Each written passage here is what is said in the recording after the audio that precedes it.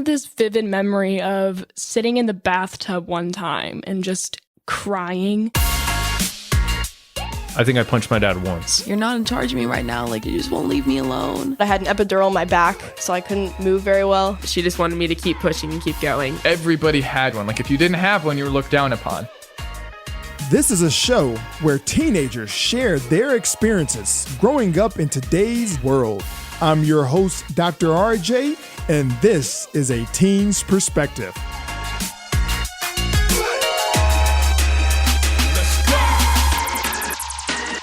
So last week we did like a Q&A, and I had a few topics I wanted to share with you guys, but I really enjoyed the Q&A, the questions that you guys asked. They were awesome. So I want to do some more of that and just see how far we get with it. And then, we'll go from there. If there's more questions, I'll talk about all of them. But if not, then I have something prepared for you guys. There's no worries on that. So let's have it. You can use chats. You guys can ask me any question. If you want to ask me privately, I won't share your name. Just do the private message. If you want to ask it so everyone can read what you wrote, then you put it in there. Let's see. Can we do pet peeves? All right, Zion, we can definitely do that. All right. So we'll start off with a pet peeve. So give me some examples of you guys' pet peeves. I'm going to tell you how to get rid of any pet peeve you have. Completely get rid of it. So in the chat, tell me all your pet peeves. Put it in the chat. Homework. Somebody put homework. My dog barking. I like it. All right. So a pet peeve is basically, some older people may call it a button. It's basically just something that just sets you off emotionally. A lot of times it's used in a way of like annoying.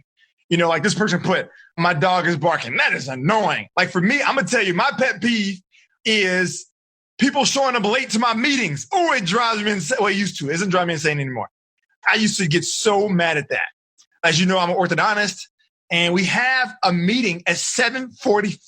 All right, 7:45, not 7:46, not 7:48. It's 7:45 because we only have 15 minutes before patients start coming in. So I have 15 minutes to share everything I have to share. And I like to talk a lot, so I can go. So I need all my 15 minutes. But if I have to wait because two people are strolling in late, oh man, that used to drive me insane. But it doesn't anymore. Because I'm going to teach you guys how to get rid of all of your pet peeves, buttons, whatever you want to call them. So someone says homework is a pet peeve. Smacking. Oh, man, I know about the smacking one. You're right. A lot of people get annoyed by that. Loud people in class. You're right, Celeste.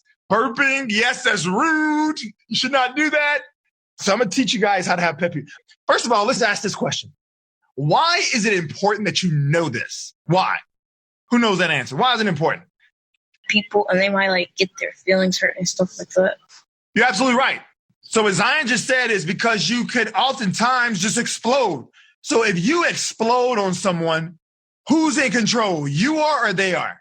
If someone does something to you and it just makes you lose it, you're like screaming, you're going, who's in control? You are or they are?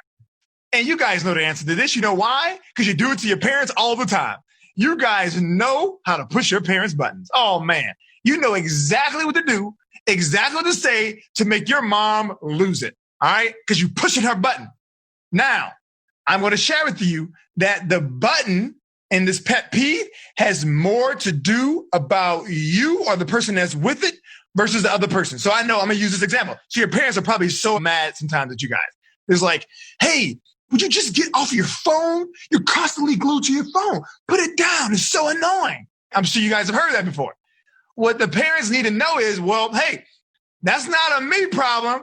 That's a you problem, because it's your button. It's not my button. It's your button. I'm happy. I have my phone here. I'm good. I don't know why you're upset because that's their button. All right. So what I need to do for you is so that you will not have any buttons. You don't need buttons. Because if you have a button, somebody's going to press it. And then you're going to get upset. Now your whole day is ruined. So I'm going to go down the list. Someone says, people loud in class. All right. So you're probably studying, trying to pay attention. And these people are getting loud. And you're probably looking at them with these crazy eyes. I mean, you're steaming. Well, guess what? Who has a problem? The people who are being loud or the person who is sitting in the corner steaming? It's you who's steaming. So it's very important to get rid of every single button you have. All right. So no buttons. I need you guys to tell me a few more of your buttons. I want to make sure everyone gets rid of a button today. Marcus will get mad at me because he said his button is when his history teacher just rants. Man, I'm bad for ranting. I can go on a rant. So sorry, Mark. Zion says smelly people. Samaya says messy and unorganized people. Yep, I get that. All right, so here we go. I'm going to teach you how to get rid of your button. All right, y'all ready for it? The importance of getting rid of your button is because your job is to remain at a high peak mental state and a high peak emotional state. All right, so I'm going to tell you guys about this game of life. That's what I'm trying to share with you. So for those who can maintain a high level mental state and a high level emotional state wins the game of life. When I say win, I mean they're happy and they're the most successful. Happy and successful. It's possible to be successful and not happy. I'm saying happy and successful. You have to maintain a high emotional state and a high mental state. All of you right now has something that you want, whatever that is. You have something you want, every last one of you. And the only way you're going to get that thing that you want, whether it's big or small, whether it's something that you could just go buy or something that's just the way you feel. Some of you want to feel happy or feel confident or feel loved. Everything is associated with how you feel. So if you can maintain 3 emotions, you literally will get everything you want. And I'm speaking from proof. I literally have everything I want. There's only one thing that I'm so close to getting that I've been waiting for the longest. All right. I'm going to tell you what it is. I have every single thing I want. And I'm going to tell you the things I want. I wanted health. I got it. I wanted a family. I got it. I got 2 boys, Jeremiah and Isaiah. They're 3 and 1. They're wonderful. I have a wonderful wife. I have an amazing job. I get to coach you guys.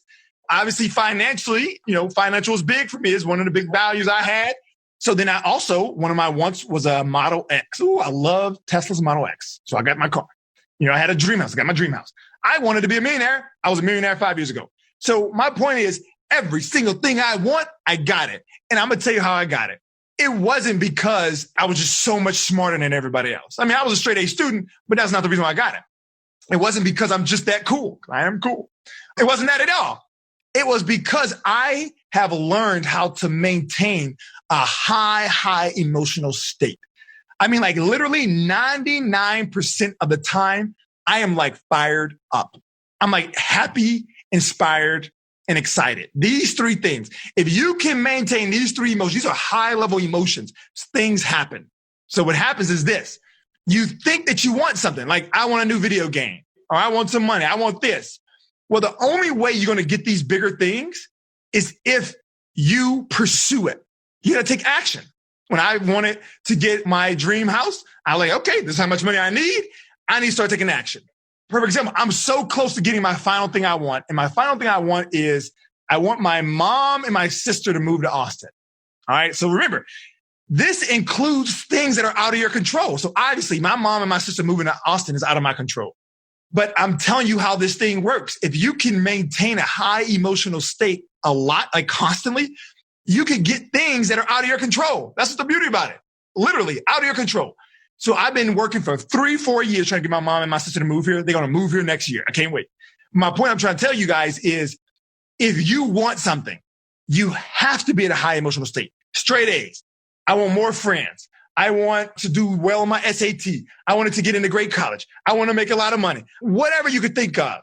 All right. Some of you are like very talented. I want to be this super famous streamer. All right. Some of you are YouTuber, TikTok. I want to get like 1 million TikTok views. Whatever you want, the only way you're going to get it is to maintain emotional state of 3 emotions: happiness, excitement, and who knows the third one? Happiness, excitement, and an I. Inspiration. You have to be inspired. So these 3 things. Now, why does it work this way? I want you guys to answer this question. These 3 emotions, why are they so important? How can 3 emotions give you everything you want? How is that possible? The other question I'm asked this way: belief. Yes, Andrew, good job. Why don't you have what you want? That's a better question. Why don't you have what you want? So if you could answer that question, whatever you want in your mind, I don't care if it's something as small as like, I just want a new pen. It could be big, small, whatever. Why don't you have what you want? And I'm going to tell you the answer. And Andrew already said it. It ultimately is your belief. You don't believe that you can get it. So for you guys who wants to make a 15, 20 on an SAT, if you do not believe that you can do that, you won't do it. It's just that simple. You won't do it. If you don't believe that you could be a millionaire, you won't be a millionaire. I promise you. You won't make it. That's why there's so many people who are not millionaires. Because I'm going to tell you now, it's not that difficult. It really is not. It's literally not difficult to get what you want. Guess what you have to do, though? You have to take action. You got to do something. Just something. Just do something towards it. I mean, like, look, I want friends. How do you get friends? What do you think? Is there a secret prescription to get friends? No. You just start talking to people. Just start talking to people. Hey, how you doing? Hey, come here. Hey, just start talking to people. Just talk. That's what you have to do. Eventually, you're going to meet somebody that's cool and you guys are going to hit it off. But guess what? If you're quiet and you're waiting for somebody to come to you and you want to look people in the eye, you're not going to get many friends.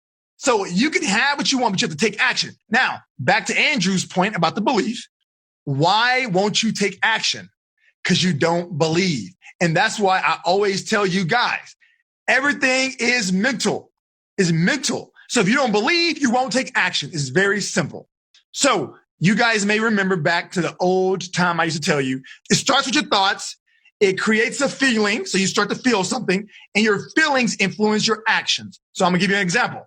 And this is the first time I learned this. It was back years ago. I read Think and Grow Rich. All right. Because I wanted to be a millionaire. It was important to me because I didn't grow up for money. I wanted to be able to pay for my parents and all this other stuff. So I was like, a millionaire is important. That was my goal. All right. So I read the book, Think and Grow Rich. And it was the weirdest thing at first. Cause I'm like, this is fake. Because the whole book is talking about, hey, if you think it, it will come. I'm like, man, that's not true. That's weird. Like, I was like, no, I'm not believing that. And I started reading some more and then started telling me other people, I'm like, wait a minute, that actually makes sense. It's no secret to getting what you want, but taking action. And the only reason you don't take action is because you don't feel like taking action. And the only reason why you don't feel like taking action is because you don't believe you're going to get it. It's that simple. Oh, this is so simple. I'm telling you guys. First of all, give me thumbs up if you're following me because I want to make sure that you guys are with me. All right, you guys are with me. All right, perfect. Awesome. So it's truly that simple. And the thing is, I'm jealous that you guys are learning this at this age. Man, if I would have known this earlier, are you kidding me? I mean, I'm telling you, I'll be a billionaire right now. I'm serious. I'll be a billionaire. I'll be like with, Bill Gates and Warren Buffett. We'd be chilling, drinking some coffee. I mean, I'm telling you, if I'd have known this earlier, but I learned later. So you guys have the advantage. So I want you to understand this. You can have anything you want, even health. It's been proven in science. You don't always need pills.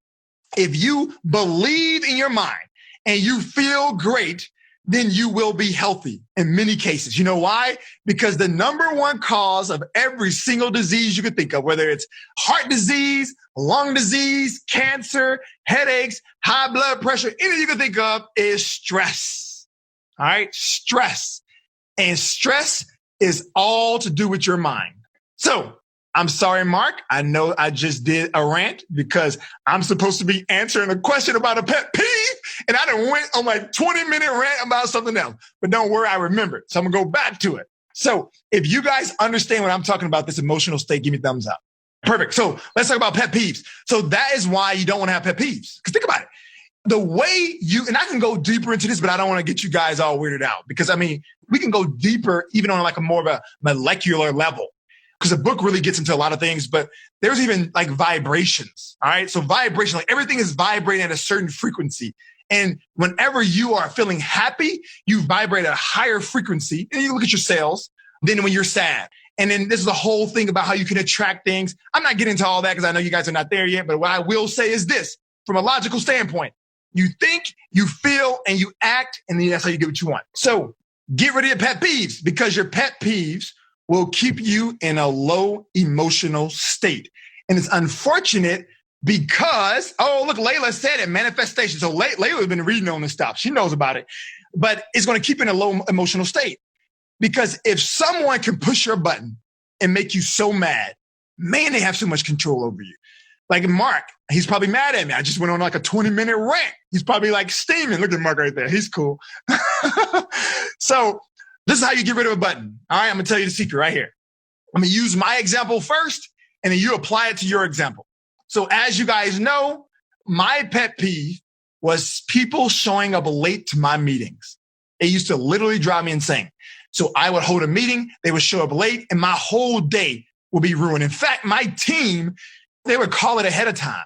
They'd be like, why did you come late? Now he's going to be mad all day. I'll be mad literally the whole day. This was like years ago. I know better than that now. So this is how I got rid of my button. And this is how you guys get rid of your buttons. First, you have to understand, where is the button coming from? The button is coming from your interpretation of something. That's all it is. It's an interpretation. So in my case, people came in late. The act of them walking in the office at a certain time wasn't what made me upset. It's how I interpreted that action is made me mad. So them walking in told me they're disrespectful. They do not respect my time. So obviously that would make me mad. If anybody would disrespect you or not respect your time, it makes sense that you would be mad. So in order to no longer have a button, you have to change your interpretation. So I changed my interpretation. So when somebody comes in late, I was like, oh, maybe they got stuck in traffic. I would always clarify, they respect my time, but they got stuck in traffic. Or I would do this. They respect my time, but they haven't learned time management. So now I can't get mad. I almost feel sorry for them. No one taught them time management. So that is completely changed how I responded when someone shows up late. I was no longer angry.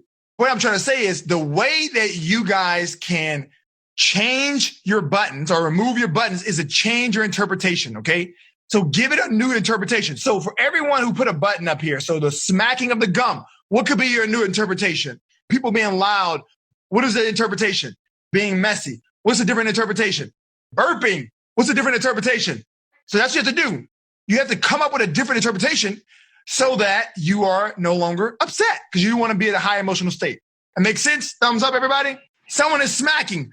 What is a different interpretation he can have of the person? Because honestly, it's not the sound technically that makes him so mad. It's the person making the sound is making him mad. So he's looking at that person like, hey, don't you know you're smacking? Like, don't you know that's annoying to me? So what's a new interpretation that he can have? What do you guys think? Maybe the food is hot. That's what Randall says. Or maybe they didn't know. Nishka said maybe the food is spicy. Maybe they had no clue. So whenever you hear someone smacking, instead of thinking like, man, they're rude, start to think like, oh, they don't even know that they're smacking. They don't even know it. Because oftentimes people don't know it.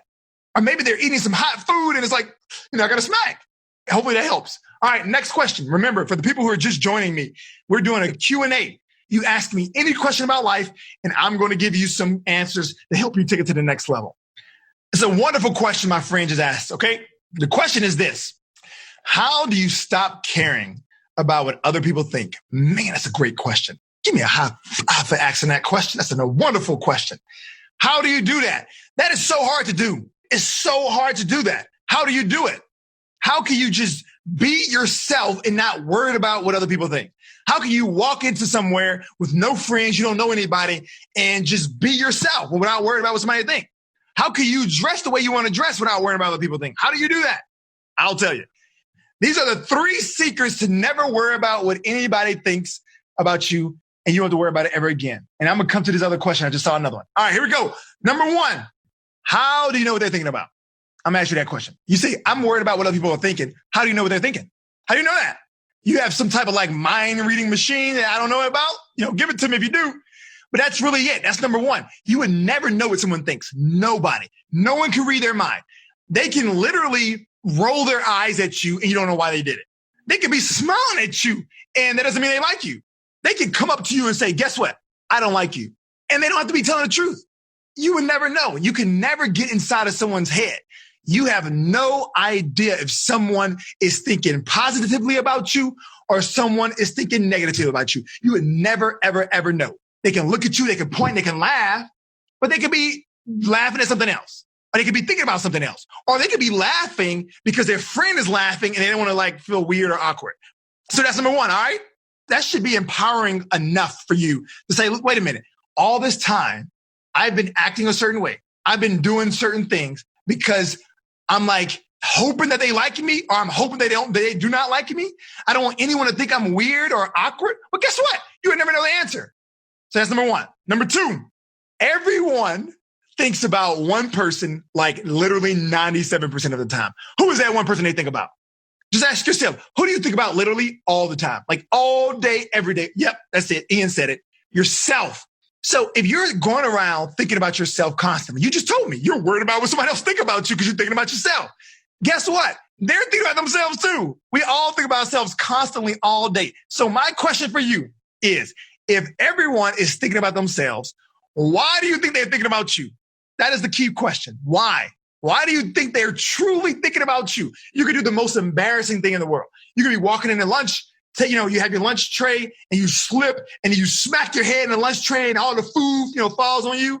And everybody could be like, ha, ha, ha, ha, ha. Everybody's pointing at you and laughing and all that, right? Guess what's going to happen like 2 seconds later? They're going to be thinking about themselves. They're going to be like, ooh, I'm glad that didn't happen to me. Ooh, I remember last time I did this. I can't believe, they just start thinking about themselves constantly. They're not worried about you, to be honest. They're not at all. They go home. You're not even on their radar, to be honest. They forgot all about it until they go somewhere and somebody just, oh yeah, remember that girl? Oh, remember that guy? Oh yeah, I do remember. Ha ha ha. And then they go back to thinking about themselves. That's what I'm trying to tell you. So there's 2 reasons why you should never care about what people think. Because number 1, you will never know what they think. And number 2, they're always thinking about themselves. Now, the final secret here of why you should never care about what people think. If you force me to tell you what they're most likely thinking, I'll tell you. I know the mind. I know human nature. I research this constantly, so I have a lot of information to share with you. So I'm going to share these numbers with you. So this way you should feel some freedom because we all have these numbers. We don't know what people are thinking. And like 97% of the time they're thinking about themselves. But the 3% of the time they're thinking about other people, I'm going to tell you how they're thinking about you. So everyone has this percentage.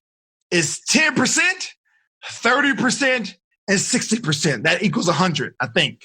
So I want you to remember 10, 30, 60. So write it down. 10, 30, 60. And this is true for everyone. 10% of the people that you meet is going to be a critic of yours. So just accept it. We all have it. I have it. You have it. I'm a Christian. Jesus had it, right? There's people who didn't like Jesus at all. The presidents have it. Everybody has it. Your teacher, your mom, everybody. Your dog, probably. I'm sure some dogs like smelling. I'm like, I don't like him. So 10% of the people that you meet is going to be your critic. That means they're going to critique you no matter what. It doesn't matter if you have long hair or short hair, if you're tall or short, if you're big or slim, if you wear blue or red, if you have new shoes or old shoes, if you're loud like me or quiet, if you're confident, they're going to call you cocky. If you're shy, they're going to be like, too shy, you should talk more. 10% of people is going to always critique you no matter what. So accept it. We all have it. So for those people who you try to be their friend, they're like, hey, man, let's be cool. And they kind of just, gave you the cold shoulder. That's probably your 10%. All right. Does that make sense? 10%. Now, how many people in here notice that 30% and 60% is more than 10%? Right? Because it only gets better from here. So 10% of people, they're just not going to really care for you. They're going to critique you. Either, it's just something about you I don't like. I don't like that you laugh too much. I don't like that you're too nice. You're too nice. You need to be meaner. 10% of people are going to figure something out. They don't like you. 30% of people, oh man, here we go. 30% of people absolutely love you. I'm serious. You're like on a pedestal. They see you and be like, oh man, this person is amazing. Now, the only thing that makes this tricky is that they won't tell you. Not everyone. Because it's kind of weird. I mean, not weird, but it's uncomfortable, right? Like it's uncomfortable for me to be like, man, Naveen, you're like the coolest kid I've ever met in my entire life. I want to be your friend. Like that's just not really that. It's kind of weird, right? So I'm not going to just walk up to Naveen and just tell him that. But I could be admiring him from a distance. And I'm telling you now, you guys, 30% of people you meet, they think that you're so awesome. They just haven't told you. So that's 30% of people. So there's 10 people in your class. You go to a small private school. There's 10 people in your class. One person is looking at you and like, man, they just get annoyed by seeing you show up to class. And it's probably because they're trying to like compete with you or something. 3 other people think you're like amazing. They may not tell you. 1, maybe you're like your best friend, right? 2, maybe you're a really close friend. But that 3rd one is kind of like, man, they're so cool. Now, if that's 10% of people that are critics, 30% of people really loves you. What about the rest? What about the 60%? What are they? Nishka's on it. Nishka, where you at? Nishka, give me a high five. Bam. All right, so Nishka's right. 60% of the people are what I call indifferent. So what that means is you can sway them either way. All right, if you're a jerk to them, they could probably not like you, but guess what? Tomorrow they forget about you. If you're super nice to them, then you can kind of recruit them over to your side. But ultimately, 60% of the people are just kind of like, hey, you're nice, you're cool, but I mean, my mind is focused on something else. So there you have it. So that's why you should never worry about what people think. But if you must have to know something, just know 30% of people think that you are amazing. And 10% of people are going to critique you regardless. So don't try to please them. Don't try to be this way and that way to try to fit in. Don't try to fit in with this group. So people are like, oh, this is the cool kids. They break the rules. You ain't got to fit in with them. There's too many cool people over here you can hang out with. All right, give me a high five if you felt like this is going to change your life moving forward. Oh, man, that's what I'm talking about. That's what I want to do this. I want to change your life immediately. No tomorrow. We're not talking about when you get older. Don't you hate that? Say, hey, when you grow up, you're going to... No, we're talking about now. I want you to have everything you want now. I'm an impatient person. I want it now. All right, next question. Let's see. How do you deal with a fake person who steals your real friend and then turn them against you? Ooh, man, we're trying to get some heavy stuff now. Heavy. So what do you guys think? First of all, raise your hand if that's happened to you before. Oh, man, more people than I thought. Wow, man, what's up with all these fake friends? What's going on with that? Yeah, I see it. So it has happened. And one person said almost happened to them. All right, perfect. So how do you do that? How do you handle that? What do you think? How do you handle that? So it was last week. We talked about values. So for the people who are not with me, I'm going to explain it really quickly. A value is like your moral code, essentially. We all have our own values. I've even seen a list of like 5,000 values. So although things like truth, honesty, appreciation, family, money, like all these can be values, friendships, accomplishments, all this is values, right? All of these are good things, so we all have them, but it's how are they ranked? Okay, how are they ranked? Some of us values are ranked at different places, and that's okay. So I'm gonna give you an example for me. Probably my number 2 value that I have is family. Family is extremely, extremely important to me. God is number 1. My relationship with God is by far number 1. That's a value of mine. This relationship with God is a value. It doesn't have to be everybody's number 1, but it's my number 1. But my number 2 is my family. Now, I grew up in a household where my dad was not around much. He was a good dad. He just worked all the time. I never saw him. I see him on weekends a little bit, but he's just, constantly working. Even now, he's older, he's retired. I still don't see him that much, but that's okay. Because you know why? It's his value. So family's important to him. Duh. He cares about family. He didn't just run off and leave us or whatever. But my point I'm trying to say is it just wasn't on the top of his list of values. That's all. He was very involved in the community. So his community outreach was like number 1. And then his religion, his church, and then his, other things. And then family probably was number 9. So when it came time to choose, because we all have to choose at some point, which value is more important, he just chose the higher value. So for me, if I had an opportunity to do this, which I have, I was invited to go speak at this conference before COVID that was in Atlanta, Georgia. It's a 3-day weekend conference. I had a choice. Should I do that or should I stay home to celebrate my 3-year-old's birthday? Well, you already know what I chose. It was an easy decision for me. I'm staying home. Now, other people might be like, okay, come on now, he's 3. Let's be for real. He's not even going to remember this. You're right. But the thing is this, it's about values. I have a higher level of value for family than I do for work. It's just my value. And it's okay if yours is not. So the reason why I'm bringing this up to you is because everyone has different values. So could it be possible that this friend of yours was not trying to steal your friends and turn them against you? It could be possible. That's a possibility. We don't know. You know why? Because we can't read their mind. That's the one possibility. They have a different value system. To you, it's a big deal. Oh, no, you're my friend. You can't talk to anybody else. But to them, they're like, hey, it's cool. Like, we're friends and we're not friends anymore. It's okay. I'm fine. It's their value is different than yours. They have a different value system. That's number 1. Number 2, let's say, for instance, they truly tried to hurt you. Well, we already know why people hurt each other. Hurt people, hurt other people. So obviously they're hurt. But your job is this. You say, what do you do? I'm going to tell you, what do? You do what I told you at the very beginning of this conversation. You have to maintain a high level of emotional state. You have to maintain that. Like if you have a friend who left you and it took your other friend and turned them against you, guess what? There's a lot of people in this world, correct? I just want you guys to know that. I just want you to know there's a ton of people in this world. Who knows how many people's in this world? Who knows the number? Nish can say 7 billion. Prim says 8 billion.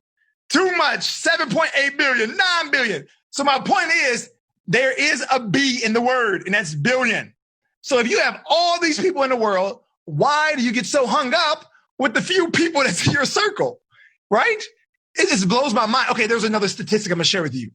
There's a study that showed that every friend you have now, the people you know in your high school, it drops off by like 90% when you get to college, first year in college. So that means 90% of the people that you communicate with, you will cease to talk to them again when you go to college. Guess what? 4 years after that, it goes down to 1% left. So there's like, you may be in a communication with 1%. So 99% of all the people you knew in high school, you won't even talk to them. You won't even know them. They won't even talk to me. You have a whole new friend group and all that other stuff. Now you get to my age, it's almost zero. It's close to zero. I speak to not one person that I met in high school. Not one person. Now, I think we were Facebook friends or something like that. But I mean, I talk to no one because all of my friends I met in college or I meet, in my, whatever. So that's something to share with you that, listen, if someone doesn't want to be your friend, I'm a big believer in trying to make it work. In other words, have a conversation, talk to them. Hey, what did I do to hurt you? If I did something, I'm sure it wasn't intentional. Who knows the purpose of your emotions? They give you a message to do too. What is the message they give you? Every emotion you feel is giving you a message. What is the two messages? That's it, Jacob. It's like the fight or flight response, but the easiest way to remember is either do something about it or accept it. It's that simple. So say, for instance, I feel happy right now. Oh, I'm happy. I'm happy. The happiness is telling me two things. Either I should just keep being happy or do something to get more happiness, right? Same thing when you're upset. You're upset. So you have two things you can do when you're upset. You can either do something about it. In this case, your friend hurt you. So do something about it. I'm not talking about fight or anything. No. I'm talking about like go talk to the friend and see if you guys can make it work. Or you could do what? Accept it. Just accept it. It's fine. Hey, guess what? You're probably my 10% anyway, right? I still got 30% over here. All right. Does that make sense? Because your job is what? Why is all this important? Because your job is what? To maintain a what? Higher emotional state. That's it. Because if you have a high emotional state, then what happens to you? What happens? Get what you want. That's what I'm talking about. See how simple life can be? If you could just maintain a high emotional state, you get what you want. You want what you want anyway, right? All these things you want, just maintain a high emotional state. Now, remember, I've already shared with you, I'm not talking about tragedies. If someone you love died, I'm not saying you're supposed to be like, yes, there is a point to this idea of mourning. There's definitely a point to that. But guess what? You don't mourn because somebody was mean to you. You don't mourn because, somebody laughed at you for wearing some shoes that they didn't like. You don't mourn because, your best friend stopped deciding to be your friend. Come on now. Life is much more than that. Tragedies, yes, you mourn over that. But the day-to-day things that keep you at a lower emotional state, some of you are mad about homework. Come on now. Get over it. I've already taught you how to condition your mind in a way where you don't have to be sad to do homework. It's an old saying. It's like you're shooting yourself in the foot. This is the old saying. I'm not sure if I can even say that, shooting yourself in the foot. Maybe I shouldn't say that. Maybe I say I don't know, you drop something on your foot maybe. I don't know. This is the new age. My point I'm trying to say is this. You're hurting yourself. If you want this, you're going the opposite direction. Is that making sense to you guys? You guys understand this? I really want you to understand this. All these things you want. But whenever you're sad, mad, annoyed, irritated, you're literally going the opposite direction. I'm just saying. And that's even a basic situation. Like with your parents. Hey, do your chores. I don't want to do my chores. Okay, give me your phone. I mean, come on now. You're not getting what you want. All right, next question. A person thinking they know all about technology and starts bragging about how much they know to the rest of the class. So if that's your pet peeve, whose problem is that? The person that's bragging or the person who gets annoyed by the bragging? Yes, it's the person who gets annoyed by the bragging. That means it's your problem. It's your button. It's not them. You're the problem because they're bragging and feeling good while you're sitting here getting upset. So the way you change yourself from getting upset about the person that's bragging is what? You change your interpretation. Because maybe you call it bragging. Maybe they're not bragging. Maybe they just don't know. Maybe that's just the way they talk. Or maybe they were a shy person and they just developed confidence and they want to practice their confidence, right? I mean, that's what I teach. I teach you guys to speak confidently. Or maybe that's their way of feeling good. Maybe they go home every day and their parents are constantly critiquing them. Maybe they feel like crap when they go home. All right. But then when they come to school and they can start telling about the things that they know and they have people around them giving them attention, they feel better. I mean, you would never know what someone else is thinking. So the best thing for you to do is to maintain your high emotional state, change your interpretation. Maybe the kid is not trying to brag. Maybe the kid is just trying to feel good about himself. So that's the best way to do it. All right, cool. Here's another pet peeve. People who get the entire class in trouble for misbehaving to the substitute teacher. Oh, that's a good one. That's a good one. All right. So if somebody's doing something and the whole class gets in trouble, I'm sure you guys have experienced this. What do? Do you get mad at the other person? No, because now you're just mad. They just made you mad and you still got to do all the extra work. So what do? You have to change the way you see it. So in this case, maybe that was not their intention. Maybe their intention was not to get everybody in trouble. Alexis said one time her whole class got detention and she wasn't even there that day. Lucky for you. It's hard not to be mad if it costs you a box of Oreos. You're right. Right. So listen, this is a different point. This is more than a pet peeve. Okay. Now we're talking about how to handle when things happen to you that's not your fault. That's a completely different topic, and we're going to talk about it. So how do you handle when something happens to you and it's not your fault? Whether it's like a sibling did something and then both of you guys got in trouble, right? That's happened. Or in this class, well, I'm going to tell you how this happens. Everything we have talked about since you've known me has been about mental conditioning. And there are some things I do to condition my mind so that I can maintain a peak mental state. All right, you guys following me? This doesn't happen naturally. So if you just leave this call today and just be the same person you were before this call, I guarantee you, you will not be successful at maintaining your mental state. You won't. Because you know why? There's something that's called human nature. Human nature. That means the things that you naturally do as a human. So perfect example. If you haven't eaten in like 8 hours, what's going to happen? Your stomach's going to start hurting and you're going to start feeling kind of like hungry and you're going to try to eat. That's called human nature. But does it mean you have to eat? No, people have fasted for weeks. So that means they went against human nature. So everything I've been talking to you guys about today is going against human nature.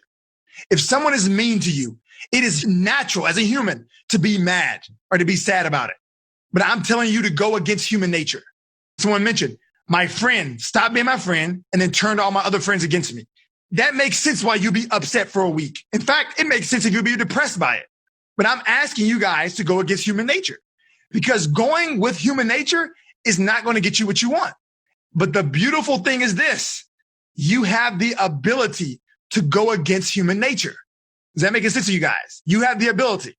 So everything I'm sharing with you, right here, she said, what do you do if the whole class got a detention? Well, obviously, you're going to be upset, right? It's natural. You're a human. Hey, that's not fair. It makes me mad. I'm sad. But will that get you what you want? You being mad or sad about getting detention. Will that get you what you want? The answer is no. But what will get you what you want? You maintaining happiness, excitement, and inspiration. The only way to maintain these three emotions is to go against human nature. You got to go above the mind in that sense. All right. Does that make sense? So Alexa says she ever trips or fall, she'll just keep walking and act like she did it on purpose. She'll laugh at it. That's great. That's going above human nature. So that is you guys' constant homework from me is that you can't follow the natural tendency. People is going to be mad at you. 10% of the people are going to not like you. Get over it. I mean, don't be sad about it because that just hurts you. It doesn't allow you to get what you want. Thumbs up if that makes sense. All right. So I'm going to leave you guys with this. The three emotions, happiness, inspiration, and excitement.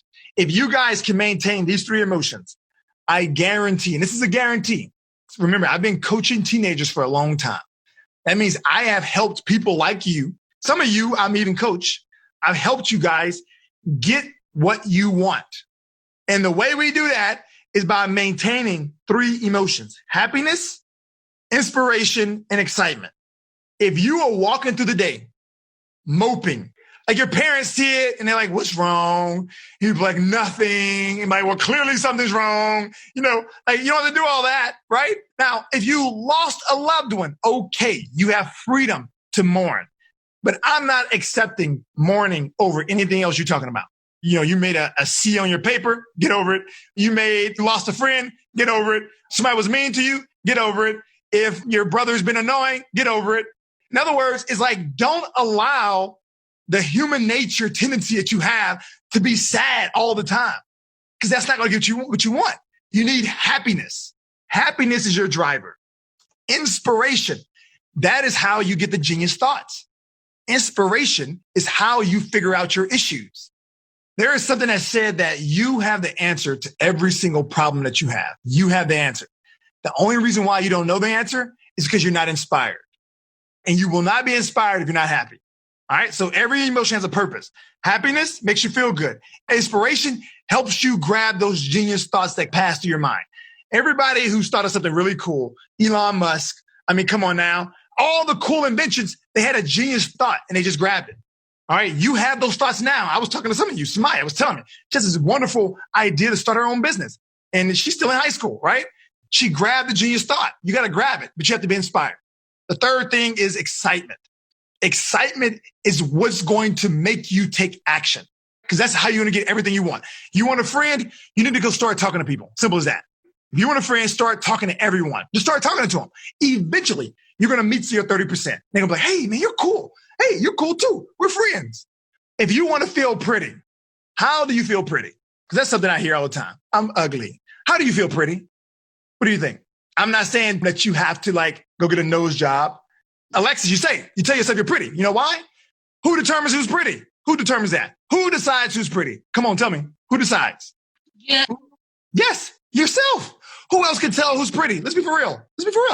Who knows who's pretty? Is there I don't know, like somebody from Mars came and say, hey, this is a definition of pretty. No, it's all personal preference, right? My favorite color is red. Yours may be blue. Yours may be pink or purple.